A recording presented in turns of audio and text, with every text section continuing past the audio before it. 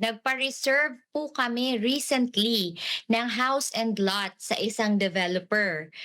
Now, pipirma na kami ng contract to sell. Ano po ang mga need naming bantayan or be wary sa kontrata?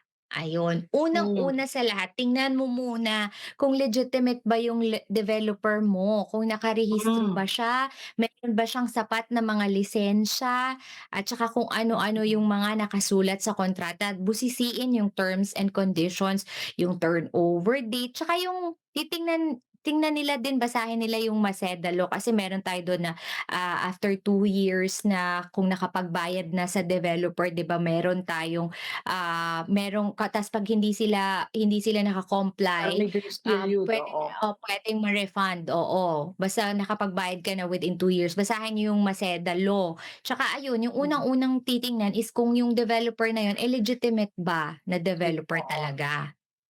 Oo. Tsaka tingnan na Mm. rin Attorney Jane 'no, siyempre basically again 'no, yung kontrata kasi yun yung law between the parties. So tingnan mo kung ano, kung yung Mm. napag-usapan ba ninyo, yun talaga yung nakasulat sa kontrata every ilang ilang every what date of the month ba dapat ka na nagbabayad, saan ka ba ikakaltasan Mm. kapag ka ganito ba mag-a-accrue yung interest and so on and so forth. So kung ano yung napag-usapan niyo, usually naman 'pag ganito Attorney Jane, maahente kasing kausap 'di ba? Kung ang sinasabi ba sa'yo ng Mm. ahente, yun talaga yung naka-reflect sa kontrata. So yun din yung Mm. babantayan mo, lalo na in terms of yung payment kapag kabayaran at interest na yung pag-uusapan. At Attorney J, yung turnover din. Minsan, hindi nga minsan, madalas Oo. do'n nagkakaproblema, eh, kasi sasabihin, by this time tapos na po 'tong project 'no, tapos na yung house and lot ng ganito, yung bahay. Well, basically nandun na yung lupa. Tapos na po yung bahay by this period, tapos Magtu-turnover hindi na. pa pala. Oo, tapos umabot na ng Oo. 5 taon na nakalipas hindi pa 'no. So maganda ring mainam nakalagay diyan ano yung clause din, ano yung puwedeng maging pananagutan ni developer kung halimbawang hindi ma-turnover in time dun sa pinangako nila yung property na binabayad-bayaran niyo sa kanila. Importante din 'yun 'no. Correct.